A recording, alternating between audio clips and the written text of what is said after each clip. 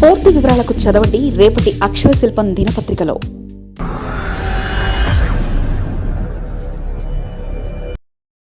చంద్రబాబు పవన్ కళ్యాణ్ ఎన్నికలకి మరో యుద్ధానికి సేనను సిద్ధం చేస్తూ అధికారం ఉంది కాబట్టి గెలుస్తామనే ధీమాతో కూటమిలో ఆ రెండు పార్టీలు రెడీ. బీజేపీ కూడా కలిస్తే ఇక పోరుకు సిద్ధం. ఆంధ్రప్రదేశ్లో కూటమి ప్రభుత్వం ఒక కీలక నిర్ణయానికి వస్తుంది. ముఖ్యంగా తమ ప్రభుత్వం అధికారంలో ఉంది కాబట్టి ఖచ్చితంగా తామే గెలుస్తామన్న ధీమాతో ఎప్పుడు లేనంతగా చంద్రబాబు నాయుడు ఈసారి స్థానిక సంస్థల ఎన్నికల విషయంలో ఇంట్రెస్ట్ చూపిస్తున్నారట.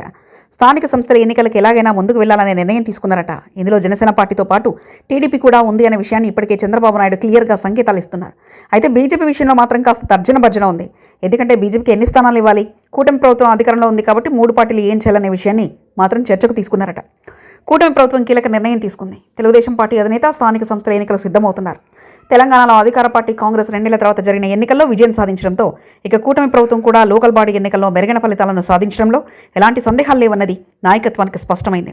కూటమి ప్రభుత్వం ఏర్పాటై 2 ఏళ్లు కావస్తుండడం, రాష్ట్ర ఎన్నికల కమిషన్ కూడా స్థానిక సంస్థల ఎన్నికలకు సిద్ధమవుతుండడంతో ఇక కూటమి ప్రభుత్వం కూడా త్వరలోనే దీనికి సంబంధించి గ్రీన్ సిగ్నల్ ఇచ్చే అవకాశాలున్నాయి. అయితే ఎండల సమయంలో కంటే తర్వాత పోలింగ్ జరపడం మంచిదని భావిస్తున్నట్లు సమాచారం. ఎండాకాలంలో ఓటింగ్ శాతంపై ప్రభావం పడుతుందని, అలాగే కొన్ని ఇబ్బందులు కూడా తలెత్తే అవకాశం ఉందని అంచనాలో ఉంది. ఇప్పటికే ముఖ్యమంత్రి చంద్రబాబు దీనికి సంబంధించి సూత్రప్రాయంగా అంగీకరించినట్లు తెలిసిందే. జూలై నెలలో అయితే కొంత ఎండల తీవ్రత తగ్గుతుందని భావిస్తున్నారు. లేదంటే ఆగస్టులోనైనా స్థానిక సంస్థల ఎన్నికలు జరపడానికి ప్రభుత్వం సిద్ధమన్న సమాచారాన్ని రాష్ట్ర ఎన్నికల కమిషనర్కి ఇచ్చే అవకాశాలు కనిపిస్తున్నాయి.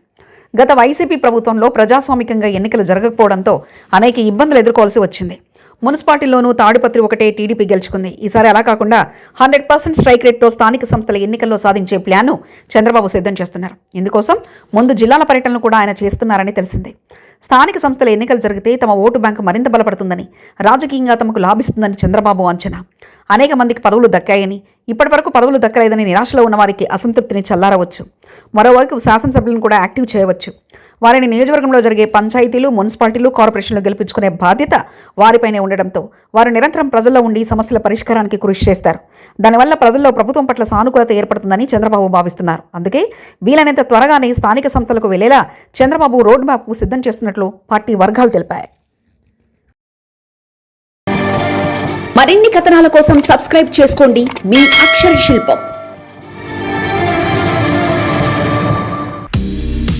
పూర్తి వివరాలకు చదవండి రేపటి అక్షర శిల్పం దినపత్రికలో.